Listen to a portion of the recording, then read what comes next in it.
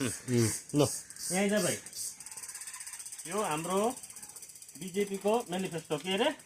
manifesto यो पढ्नुपर्छ अन्त हाम्रो क्यान्डिडेट छ 4 नम्बरमा कति नम्बरमा 4 नम्बरमा फुलमा हाल्नुपर्छ किन हामीले हाल्नुपर्छ भने हामीले सीपीएम लाई 34 साल दियो कति 34 साल दियो यो मौजूदा टीएमसी सरकारलाई 15 साल दियो हैन अब यिनीहरुले हाम्रो बगानको हालत के गर्दैन छैन हैन त्यही भएर हामीले अनिवार्य छ के छ अनिवार्य छ नभए हाम्रो आउँदो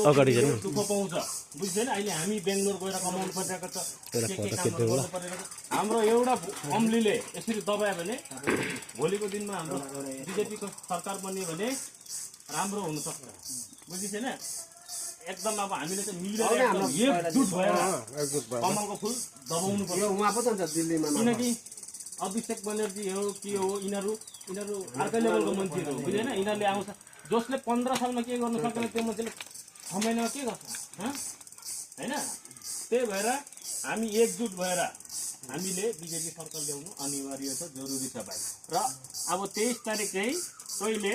केही नगर्नु सिधा यहाँ लेखिरहेको छ लक्ष्मण लिम्बू सर यो कमलको फुल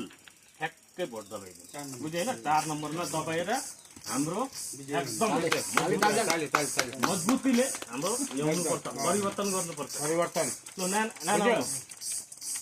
तँ पनि सम्झ न अब त्यसको भन्नु पनि पर्छ त